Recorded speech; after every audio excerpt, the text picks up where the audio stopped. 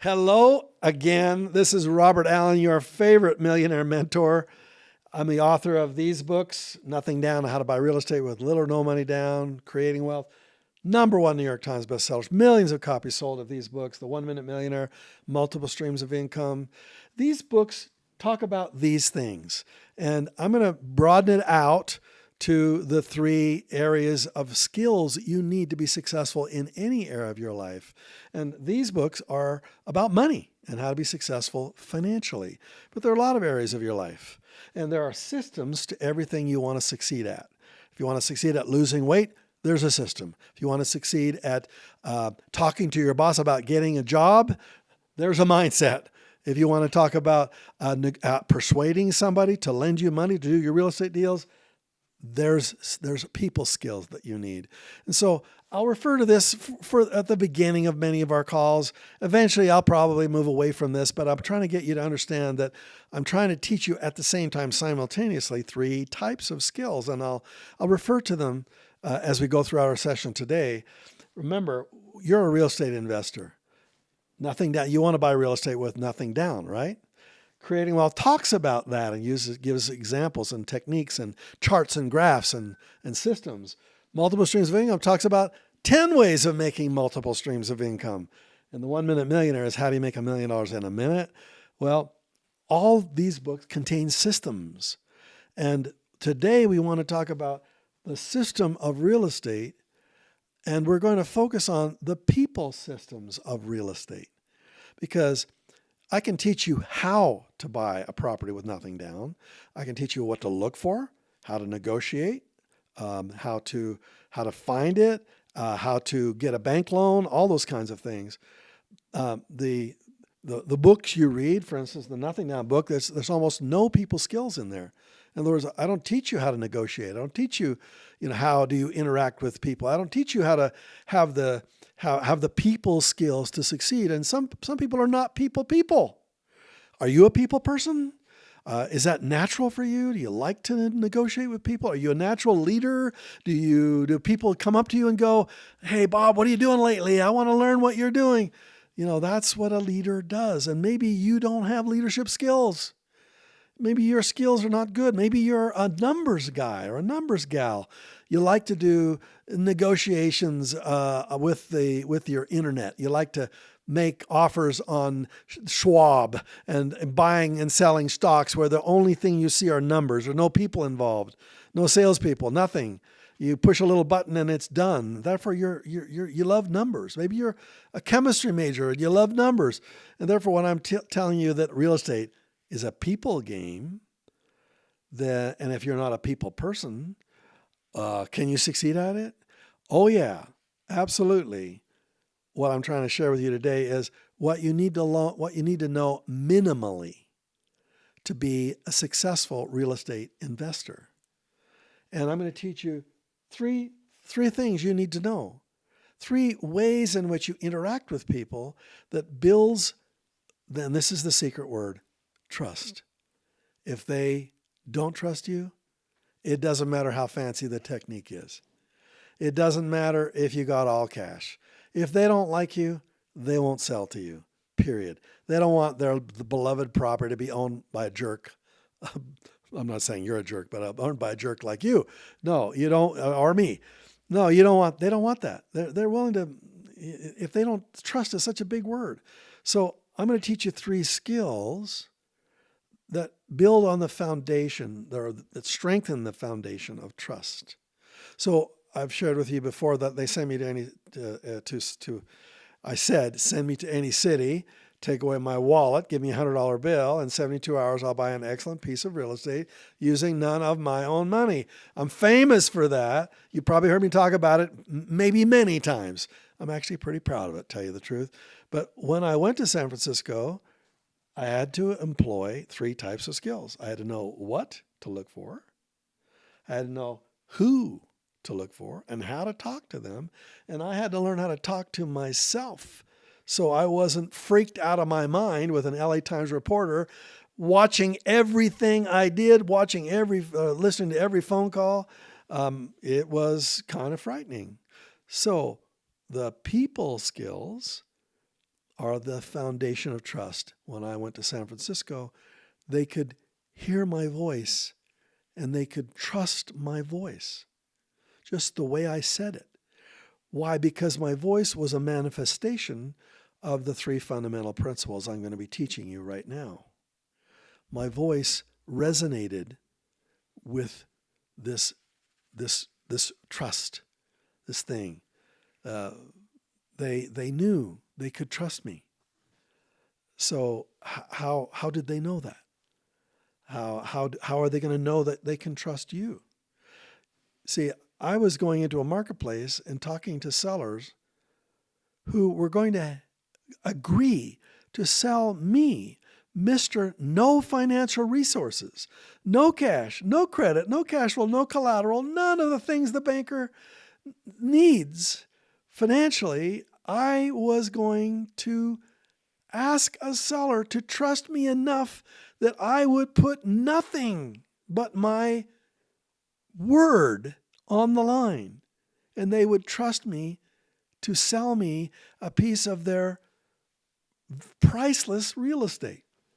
Well, they're going to do that to you also, because as I've often said, you're going to run out of money before you run out of good deals. And eventually you're going to be using nothing down techniques. At first, you'll probably spend every dime you got. You'll save it all up and borrow from everybody you can. And then you're going to have nothing left to buy more real estate. And if you don't know how to negotiate and use the trusting techniques I want to share with you, then you're in trouble, right? So what is the first fundamental principle? The first fundamental principle, it might sound even strange to you, is you have to be a giver. Now, most people don't even understand that concept because they live in a very skeptical taker world where bad people take things from good people. And therefore, since they read the newspapers and they watch the internet, all over the world are stories of bad people taking things from good people. And therefore, right from the very beginning, they're going to put you in that category. You as a bad person trying to take something from them, trying to take advantage of them in some way, shape, or form. It's just the game. It's just the way people think of real estate investors because they've had probably bad experiences. It's probably they've learned with hard truth of their life that they can't trust people. They have a hard time trusting. Well, there was a book by my friend Stephen M.R. Covey called The Speed of Trust. And the speed of trust means if they have trust, then there is speed. That the cost of the transaction goes down and the speed of the transaction goes up. But if there is no trust, the speed of the transaction goes down and the cost of the transaction goes up. Did you get that? You have to build trust, period. And what if you don't have a long time to build trust? On the telephone, I made dozens of phone calls in San Francisco from a payphone in San Francisco, trying to find somebody that I could talk to that might be willing to trust me enough to sell me their property with nothing down. I only had 60 seconds. Talk about 1 minute millionaire. I had 60 seconds for them to hear my voice and to trust me. Well, the first attitude I have in my mind is I want to help them solve their problem, not them solving my problem. I want to be a first giver. Now, you're going to hear me speak about this maybe 100 times if you're watching all of my whole series, because giving is the most profound lesson I've ever learned. And I don't have time to teach it to you today, except to tell you, you got to be a giver. You have to connect with the universe, meaning you have to be a kind of person that wants to give people, and you want to give the solution to them, to their problem. You found a problem, a person with a problem, you want to help them solve it. And if you can't solve it with your lack of financial resources, then then you're going to help them solve it. You're going to tell them what you would do if you were them. Now, most people say, why would I want to do that? Why would I want to give away my secrets? Why would I want to help somebody? Because helpers, givers get. They just do. Givers get. And takers get taken from. It's just the truth. And it took me a long time to learn that. I was out for myself for most of my early 10 years of my career. I was buying what I wanted, when I wanted it, spent all my money for me. And when I lost all my money, I realized it wasn't me after all. There are lots of other invisible sources that you have to tap into. And the universe doesn't like takers. The universe pulls the support from takers. I'm speaking in spiritual terms here. I'm trying to tell you, I want you to be a giver, because when you are a giver, the universe and everybody on this planet resonates better with you if you're a first giver. What does that mean? It means somebody who wants to help, who's willing to help, who's willing to give, even at the expense of their own profit. And so when I spoke those words on the phone, they could sense. There was just kind of an invisible vibe that is carried through the vibration of my voice. I want to help you solve your problem. I want to solve my problem too. But first, I want to solve your problem. How can I help you? The second principle rolls naturally from the first. If you are a first giver, that means you want them to win first. Win-win means you got to win too. And therefore, if you're not going to win, don't buy it. If it doesn't really solve your personal problems, if it doesn't really help you create your wealth, then why are you buying this property? You don't want to buy a property at retail just because somebody wants to sell it to you at wholesale, a property that they are trying to get full price for, or maybe more than its full price. If you're not winning, don't buy it.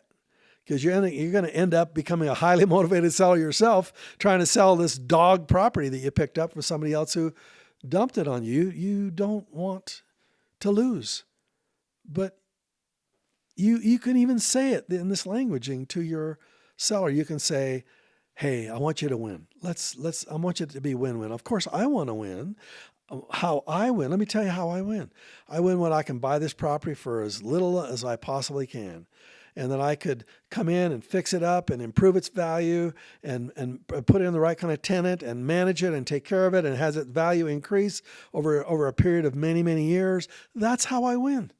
And therefore, I'm looking for somebody who is going to help me win. But if I can't help you win, if I can't help you make the sale of your property happen in a way that makes me win, I'll help you. I'll give you advice on what I would do if I were you in your circumstances.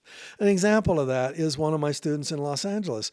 His neighbor right across the street put up a for sale sign. And it was right across the street from his house in Los Angeles. And he walked across the street. He says, I see your house is for sale. Why? It was a for sale by owner, by the way. And she said, well, I'm behind in my payments. And she liked the kid. She'd kind of seen him grow up. And so she didn't think he really had the financial resources. But so she says, I've listed it for sale. And matter of fact, somebody approached me and offered to buy my property. And I told them it was going into foreclosure. And they said, we'll take care of you. And we'll make sure there's enough money out of here. We want a little, you can have some. They talked the game, but unfortunately, when it got down to the last few days before the foreclosure, when it's locked in stone and then there's no way to get out of the foreclosure, you can't stop it unless the bank stops it. They called her on the phone and said, we were just joking. The property's going to foreclosure. I'm sorry, you're going to lose it. I don't know if they told this to her specifically, but she discovered it somehow that at the closing, at the foreclosure, she would end up with nothing. That's not good. And these were takers. And she trusted them. And they are liars. And yes, that happens. Don't let you be that person. I'm not that person. Don't be that person. But they were. She called her friend on the phone and she said, Ernie, I'm in trouble. I've been notified that somehow at the foreclosure, they'll kick me out of my house. I will end up with nothing. Now, the property had a mortgage of about $50,000, and its value at that time, this is maybe 10 years ago, was about $250,000. So there was a huge amount of equity in this property. And she was going to lose it because she had not making her monthly payments for some kind of financial circumstance she got herself in, some problem. And there was a huge amount of equity. And she said to Ernie, I need, like $50,000 to cure this foreclosure. And I'm done. I'm out. And so Ernie said, I'll take care of you. And he now knew what was going to happen at the foreclosure. So he showed up with the money he found. And how did he find the money? He had a week to find it. He had to go to every family member he knew. He had to borrow from everybody he could think of to raise the money. It was a rush to the foreclosure date, and he showed up with enough money and bought it at the foreclosure. Whereas the guys who were there also, they didn't buy it. He bought it, and now he owned it. Now he controls the property. What's he going to do for her? Well, the first thing he did, by the way, when he turned around and fixed it up and sold that property, he got a check for $151,000. That's how much money came out of that property. He took some of that money and moved her. Since he owned it, he could let her stay there for a while. He moved her to a better place, more reasonable price for her budget, gave her some extra money for her to get settled, etc. Yes, he made more money than she would have if she had sold it by herself, but she couldn't. She lost it. She lost the opportunity to do that. So she could tell from his voice that he was going to take care of her, and he did. What they could tell from my voice was when I was in San Francisco that I was a win-win guy. And sometimes I'll even say that to the seller. Let's play a win-win game here. I want you to win. What does that mean? That means that you're not going to beat them down to the last penny, which most real estate people do. They want the best price they can get. They want to drive the hardest bargain they can drive. And I'm going to tell you, that's ultimately in the long run, a mistake. Because often you'll have the sellers, since they had a fair experience with you, they'll tell their friends about you. But if they were beaten down to the final penny in a hard-driven bargain, do you think they're going to tell their friends about that person? No, they would never give word of mouth to somebody who treated them that way. But if you treat them differently, as a winner, as a first winner, a first giver, as a win-win person, then they'll talk about you. They'll share. They'll say, Bob did this for me. And yeah, it was less than I was hoping to get, but I could have gotten nothing. And therefore, I won. They didn't win to get everything they wanted. That's not what winning means. Winning means, can you come away with your dignity? Can you come away with a little bit of money to refund or to fund your future dreams? Can you come away with maybe your credit rating not hurt quite as badly? In other words, you're not going to give 100% of the price and 100% of the terms. You want them to get to feel as if they came out whole somehow. Maybe not 100% whole, but a little bit whole, right? So the second skill is win-win thinking, and it just comes through your voice. It comes the way you talk to people. The reason you're doing it this way is actually you don't want the real estate. You're a don't wanter for their property. Now, they're a don't wanter. They're trying to get rid of it, but you don't want to buy it. And just having that as a mindset sets you apart from everybody else who's in there trying to trying to, negotiate, anxiously engaged to try to find the best deal that they can finally get. You are actually a little more standoffish. You're going to go, good. If this is a great deal, I'd like to buy it. But I want to make sure that you win first. What's the deal that you're trying to? What are you trying to? By doing it that way up front, you're now giving them permission to put you on the side of the table with them, instead of across the table negotiating, take winners and takers, givers and takers. You want to be on the same side, trying to solve their problem with them. You need to know what their problem is. And they're not going to tell you their problem if they think you're going to use it against them. Sometimes you'll say it that way in your negotiation. I know this is very maybe personal information I'm going to ask of you. And obviously, you don't have to answer it. But it would be helpful to me if I knew what are you going to use the money for? Where are the proceeds of the sale going to go? I know that's maybe even none of my own business, but perhaps I could help you find a solution to that problem. And will they tell you the answer to that? Many times, no. If they don't trust you, no, they're not going to tell you that. But if they do trust you, they'll open up a little bit more because you're on the same side of the table. You're trying to solve the same problem. And therefore, they open up and tell you information that does give you an advantage. The advantage is you get to use the 50-0 down techniques, which we are not talking about today. But when I take you through all the 50 techniques, you're going to go, oh, now I understand why we're asking the seller the answer to that question. This is one of the reasons I like to go directly to the seller if I can. I prefer a for sale by owner where the realtor is not involved. But if a realtor is involved, I'm going to ask the realtor that question. Why is the seller selling? And they may not tell me because if it's the listing agent, they might think that's private information. Unfortunately, I'm going to ask that question. I want to know the answer to that. Why are they selling? What problem are they trying to solve? Are they trying to buy another house? Oh, really? Where? Another city? Oh, that's interesting. I'm curious about that. Okay.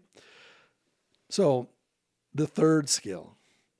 Oh, by the way, just before we go any further, you need to get the system book on how to buy real estate with little or no money down, taught to people who had little or no money. People from an unemployment line in St. Louis, Missouri, where I taught them my system, the systems of how you find them, how you fund them, how you farm them, how to have the right mindset, even though you're a beginner, and how to use the people skills that I'm teaching you right now. Because I taught this type of people skills to the unemployed people in St. Louis, Missouri, and then I sent them into the world to use my systems. And they found a property. They bought a property, made $5,000 in cash in 90 days, starting with no job, no credit, no cash flow, nothing. And then within that next year, they earned $100,000 in the next 12 months, buying and selling real estate using the systems that I taught them. All of that's found in the challenge book.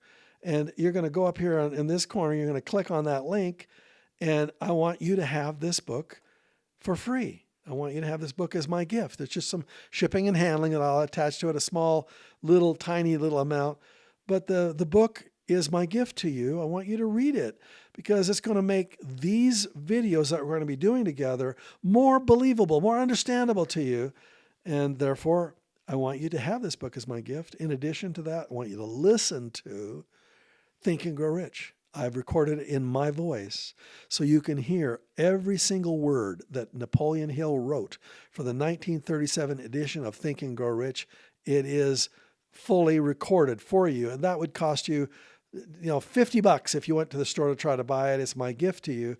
You'll get to download it, put it on your iPhone, your smartphone, on your computer, listen to it in the car as you're driving back and forth to that job. You're about ready to quit, right?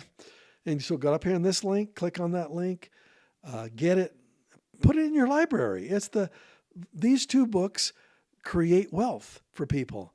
And the Think and Grow Rich is the largest selling successful success book in the history of the world. Why is this not in your library? And you probably should read it 4 or 5 times a year until you can memorize every principle like I do. Desire, faith, autosuggestion, specialized knowledge. I can do all 13 of them, but we don't have time. What I'm trying to say is this is my gift to you. Put this into your library. Now let's talk about the final people skill, and that's persuasion. How do you persuade somebody to do what you want them to do? First of all, if they know it's in their best interests, that you have their best interests at heart, then they will be more willing to persuade.